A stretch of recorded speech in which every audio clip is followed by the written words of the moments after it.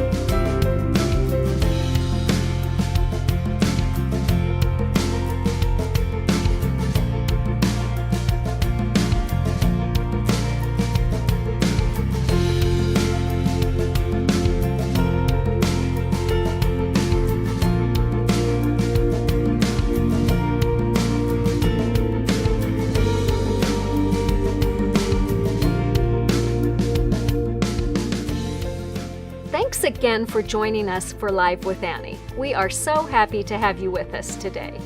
While you wait for the program to start, we hope you'll enjoy the content playing on screen.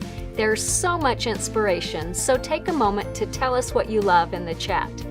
Don't forget there is a countdown clock on the screen so you know how long until we go live.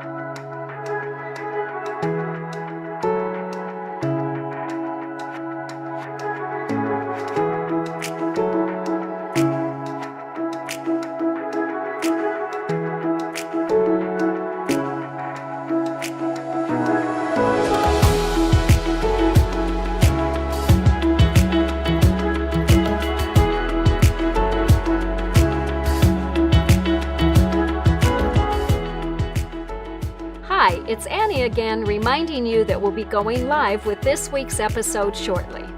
There is a countdown clock on the screen showing how much time is left. You've got just enough time to grab some water or a beverage of your choice and a snack, and to connect with us in the chat. We'd love to hear what you've been working on this week.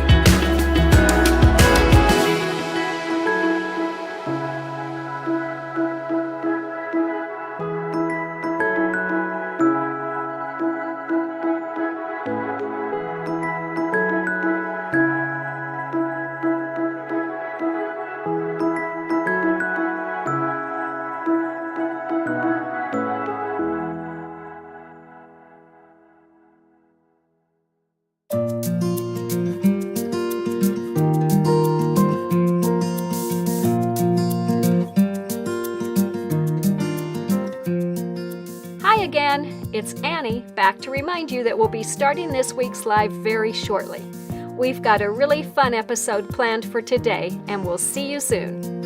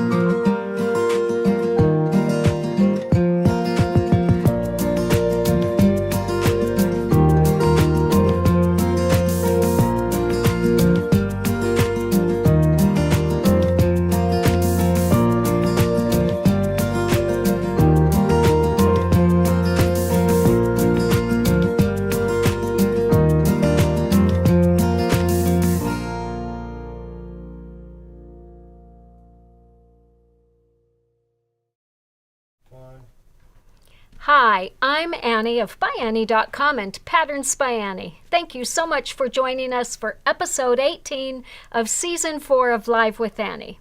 Continuing with our theme of recycling and repurposing, today we are going to talk about ways to use leftover quilted fabrics. Nancy Myers of Patchwork Breeze will join us to share some fun ideas for using strips and scraps in ByAnnie and other projects, so stay tuned.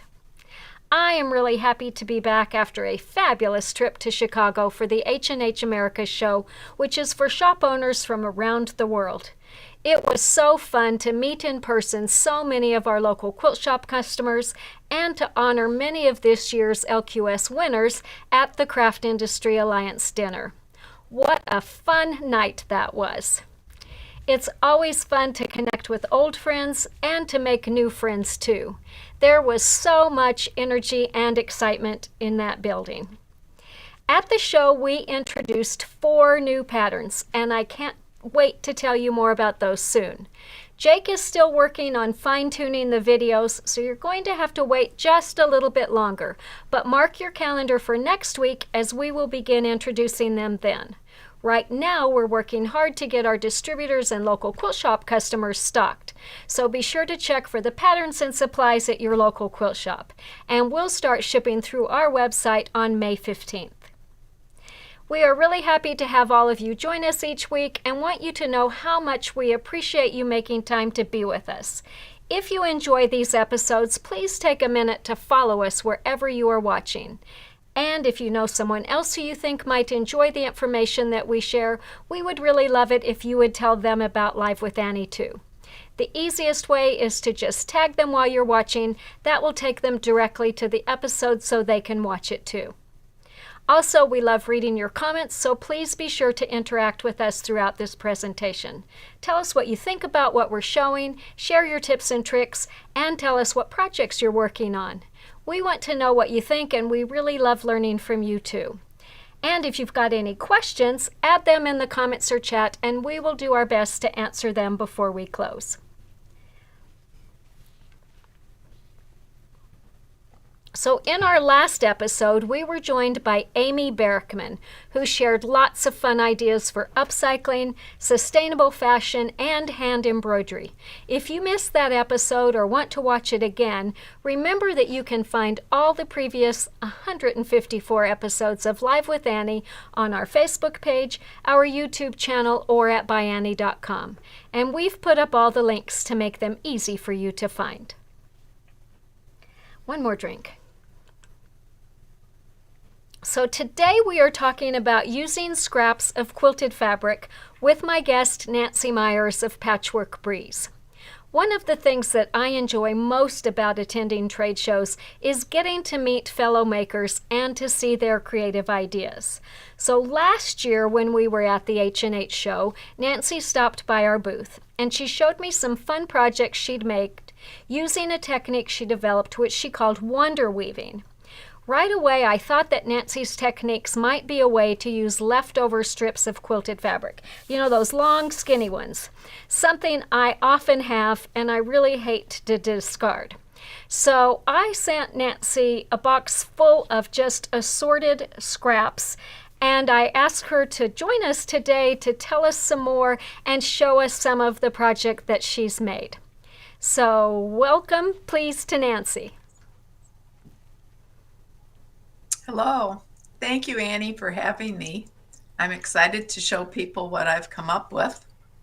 All right. Well, thank you for being with us today. I'm excited to see you too. But before we start talking about sewing, I thought it would be nice to learn a little bit more about your background and history. Can you tell us how you got started with sewing?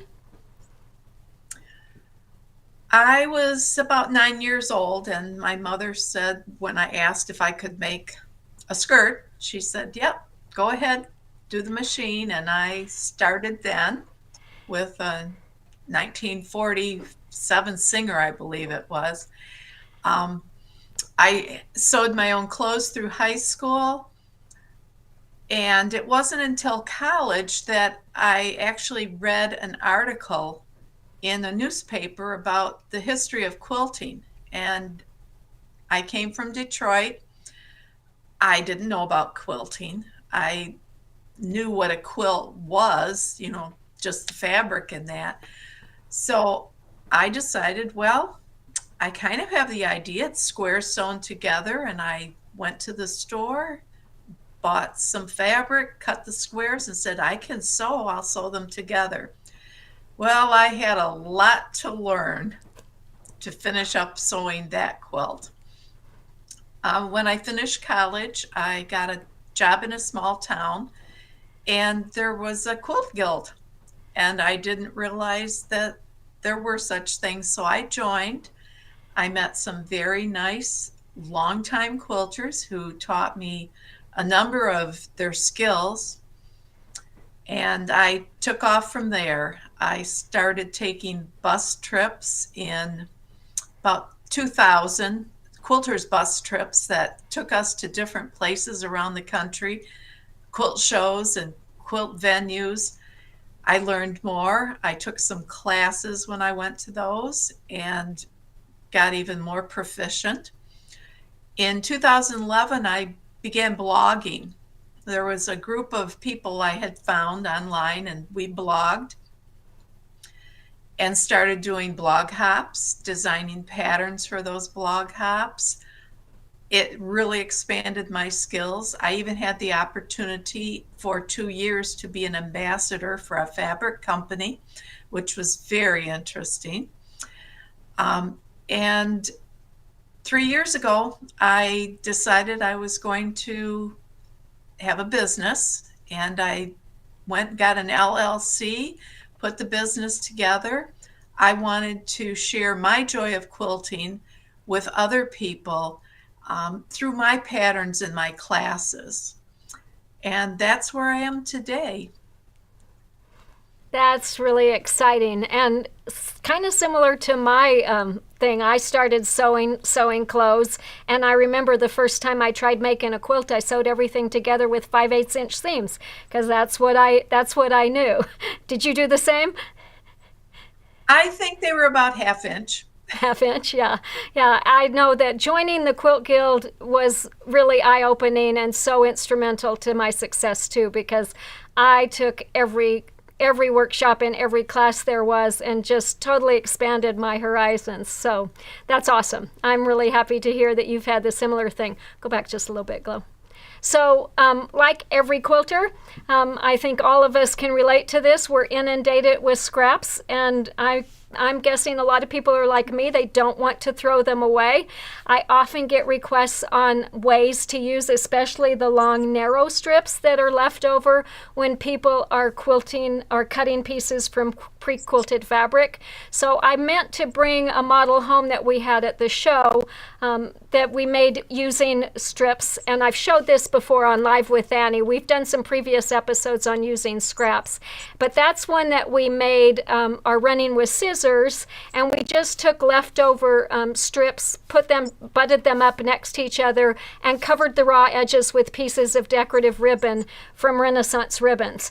But I was looking for more ideas for ways to use them, so I was really interested when you showed me the technique that you developed for weaving those strips of quilted fabric. And I know that you basically developed it for fabric that was quilted with batting, but that you have also played with pieces that are quilted with soft and stable. So I'm just going to turn everything over to you because I can't wait to hear more about what you've done. Okay, thank you. Well, I have leftover strips of fabric. So what I said was, what can I do with them that's not going to be too difficult? And what I came up with was the single line, and just a piece of fabric. I sewed an edging piece on with a 1/4 inch seam, brought it to the back, and put a little bit of glue stick down the front. And I found that I could do a number of different strips, even if they were different colors, different patterns. And then I began laying them out in a weaving pattern right on top of a piece of batting. And under the batting was the lining for the item. And what I came up with was pot holders. And the back is simply quilted right through, because once this is glued down with a glue stick, I just sew along the edging strips. And the nice thing is I've been able to use those decorative stitches that I don't know where else to use them. I'm not making clothes anymore or doing something with lace. So the decorative stitches are very nice in these. I made coasters with various size pieces, different colors. I've changed the size of the binding or edging strips and the center strips that go around them. So I get different views or looks. I thought if I can do it on a coaster or a pot holder, I could do it on a table mat. And I use different colors here. I thought if I could do all that, there must be something to do with bags. And I had heard so much about ByAnnie patterns, and I found your free one online, which was Easy Does It. And this is the one I showed you at H&H last year. This is still just on batting. But it was fun to do. I think it's very nice. I went with one more free pattern before I purchased any, and this is again on, this is actually on the stabilizer, but I put the pieces on the stabilizer in the woven pattern, and then I quilted through that and made the peacemaker bag. And the inside then has the rows of stitching in a decorative. This one was a fancy type zigzag stitch. And I think, Jake, you have a picture of a placemat that's a heart. Yes, I thought, well, if I can do squares and rectangles, one could easily do something in a curve, or my next ideas are elongated diamonds, triangles. I might even try some curves like fans. We'll see what happens. Thanks, Jake. And then after talking with Annie at H&H last year, and she sent me those scraps. It was quite fun to go through. The first thing I did was my typical weaving, where I laid these thicker scraps with the soft and stable down, crisscrossed them, tried sewing. I put the edging strips on, then I tried sewing through those 2 layers of soft and stable with all of the extra edging strips, and it was just too tough to do. And I thought there has to be a different way.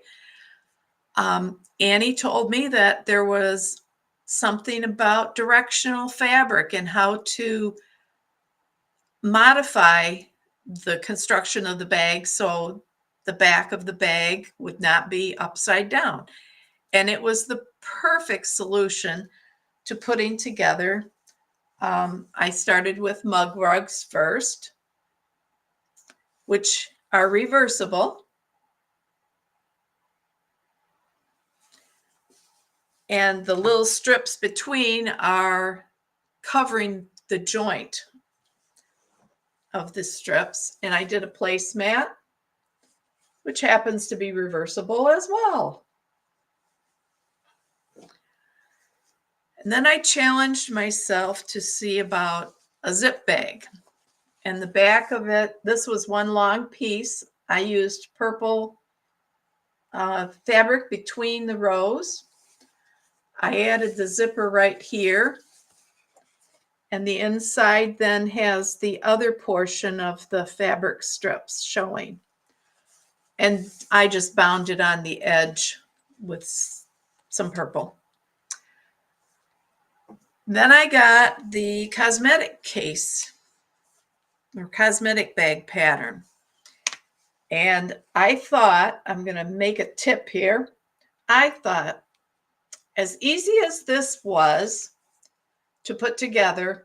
I could do a small one and get it done in maybe less time. Well, I told Annie that didn't work because for me, not having done this, these ends are small and it was very difficult to get the top stitching and all. I actually hand stitched the edge and then went back and top stitched it. I would suggest starting with a larger bag size and making it easy for yourself. And then I thought, well, I still like my pattern where it's plaids or checks. And I thought, what can I do to accomplish that with the scraps that are already with the backing and the quilting in it? And I made a pillow because I thought, well, rows across could be made with squares. And then that one row of 3 can be attached to the next row of 3 and so on. And then I just put some pieces around the outside. It makes a very nice pillow. There's a good sturdiness to it. I put a zipper on the back and the binding around the side. And I think that's about all. I do have one new thing I made to take to H&H and show as a demonstration in the Craft Industry Alliance booth were these little snap pouches that are made in one piece with the top added. So I have that pattern that will come out soon. And I think that's all, Annie. You know, those are really awesome. And when you were showing the pillow there at the end, you could take really any patchwork pattern and enlarge it and convert it to something like that. Even if it had triangles, why couldn't you do triangles to form the squares and then join them? So what a great idea. Now, I had a question about when you did the pre-quilted fabric and you put it together, did you do just the way we do it, where you do a 1-inch strip on the front and a 1.5-inch strip on the back, or did you change the sizes? Well, I started with my own measurements and it worked out all right, but they didn't quite line up at times the way I was doing it. The tip in that video you have for the directional fabric to add those was the perfect way to do it. Okay. Because I could have stitched in the ditch and just on the inside of the bag or the inside of the pillow would have had that little stitching that is just inside the fold. Okay. So for those of you who aren't familiar with that technique, if you go to our website, ByAnnie.com, and you just type, the video is called Using Directional Fabrics, but all you really have to type is using, and it will come up. It will be a course, and so then you click on that Using Directional Fabrics course, and one thing that's new with our new website, you have to click on it to join it. So you need to join the course, and then the video will be enabled for you to be able to watch it. And we have little chapter headings once you start watching it. Maybe about 2/3 of the way through, you'll see one that's called joining pre-quilted pieces of fabric, something like that. And that's where it has the instructions. So basically, you'll cut a 1-inch piece from whatever you want, fabric you want to show on the outside, a 1.5-inch piece for what you want to show on the inside, and then or on the wrong side, and then you'll join the pieces. It's really an ingenious way. We actually learned it from one of the teachers at Linda Z's, who was teaching classes during the pandemic online, and I happened to see her video, and it was just a really great technique. So that's a wonderful way to take strips of all sorts of sizes and put them together to make a lot of projects. So, wow, Nancy, thank you so much for sharing those. I loved seeing your techniques for that. I loved seeing how you combined them to make, didn't you have some Christmas stockings too that you had made? Oh my, yes. Jake, do you have the picture of the Christmas stockings? And that's the same technique, and I have a pattern that's almost done for this year. I'm actually going to teach it at a class in October or November. That's shop. That's awesome. Tell me too, when I look at those, and I haven't seen them up close, but they look like the fabric is, wavy. Is that just an illusion that you get when do those all start as straight strips? They are all straight strips right now. It's an illusion with the weaving. That was so much fun. That is great. Well, it doesn't look like we've got any other questions, but if anybody has questions, Nancy is going to share some information about how to connect with her. You can also email us anytime at info@ByAnnie.com, and we'd be happy to answer questions that pertain to us or pass them along to us. So, Nancy, before we let you go, thank you so much for joining us. And can you just remind everyone how they can connect with you and find your online products? Yes. My website is patchworkbreeze.com. There's an HTTPS in front of it. I'm on Facebook as Patchwork Breeze. I'm on Instagram as Patchwork Breeze. I'm establishing a Pinterest site, which is Patchwork Breeze.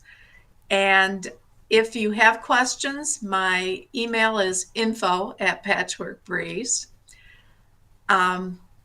I have my patterns right now at a website called payhip.com, and it's just a scroll through and see what patterns are there type of thing.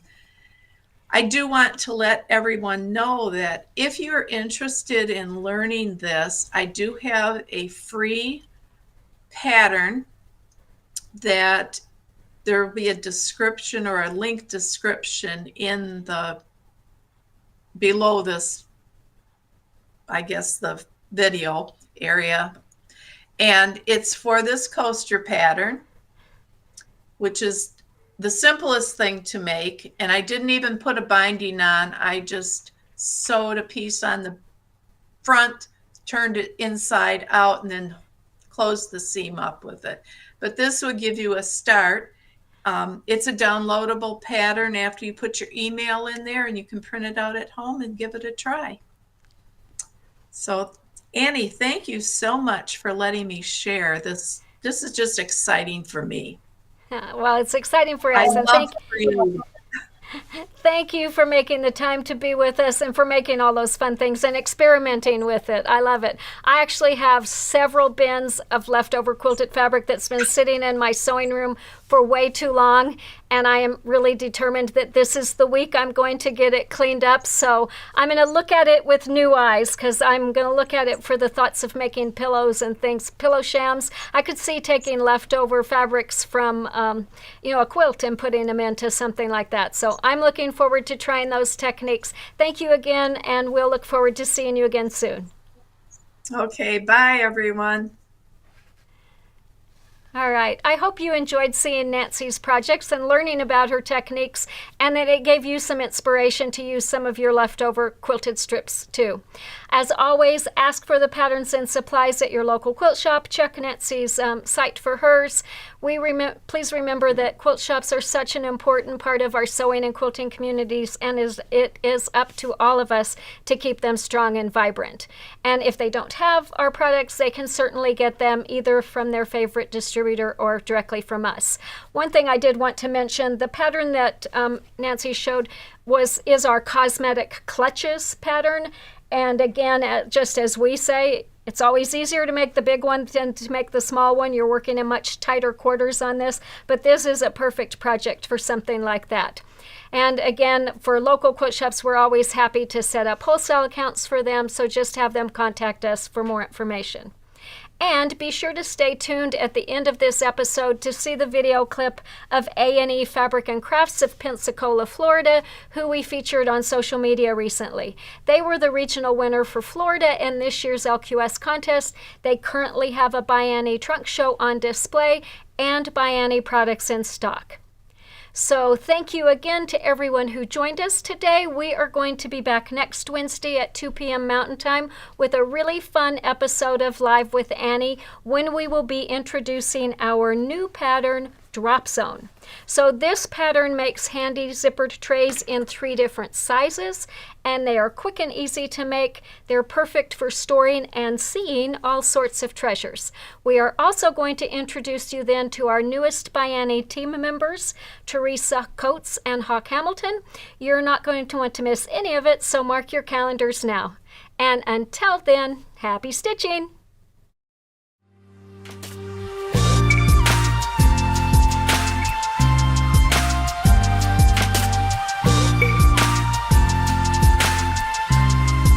Hi, I'm Annie from ByAnnie.com and Patterns by Annie.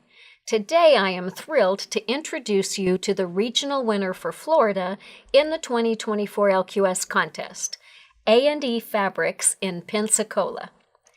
This family-owned store is a local treasure to generations of Pensacola residents. Owner Rhonda Enfinger's passion for crafts and sewing is the driving force behind the store's success. Once a pharmacy craft store, A&E is now a full-service fabric and craft store with a full line of bag-making supplies in stock, including ByAnnie patterns, hardware, and supplies. Their ByAnnie project classes are now in full swing, fulfilling the requests of their eager customers. This year, they have expanded their class offerings by bringing in more local quilters as teachers, including the talented Glo Jensen, an experienced ByAnnie project maker and instructor. Their fantastic team includes Tova Benbow, their dedicated store manager, who goes above and beyond to ensure exceptional customer service. Sina Harmon, their education manager, who brings over 40 years of quilting knowledge and experience to the table. Active in several regional guilds, Sina coordinates educators from across multiple states and plays a vital role in the team. Terry Schlichler and Candy McDonald, their data specialists and all-around support team members, contribute tirelessly to their store's operations. Rhonda continues to source premium products at great prices and places special orders based on customer requests. I love hearing about stores that go the extra mile to order in special requests so that customers can continue to shop local. And A&E Fabrics is more than just a quilt shop. They serve the local Mardi Gras crew and other costume-making organizations by stocking trims, embellishments, and specialty fabrics. A&E has special events happening regularly. Just ending is the All Florida Shop Hop, which ran through March and April 2024. Be sure to watch for it again next year. Coming up in May and June, A&E will host a ByAnnie trunk show. They will have a variety of models for baby, travel, and more. They have regularly scheduled Sit and Knit, Sit and Sew, and Community Quilters classes. And from October 8th through 10th, they'll have a master class with Jacqueline DeJong. Just check their website for a schedule. Getting to A&E is easy. Located in Pensacola at the western tip of the Florida Panhandle, this northern Gulf Coast town has been named one of Condé Nast Traveler's top 10 best small cities for 2023. They are known for sugar-white beaches and crystal-clear waters with miles of undeveloped natural beachfront. They are also home to the Pensacola Naval Air Station and the U.S. Navy's elite flight demonstration squadron, the Blue Angels. We at ByAnnie have been thrilled to highlight this great shop and share with you their joy and activities.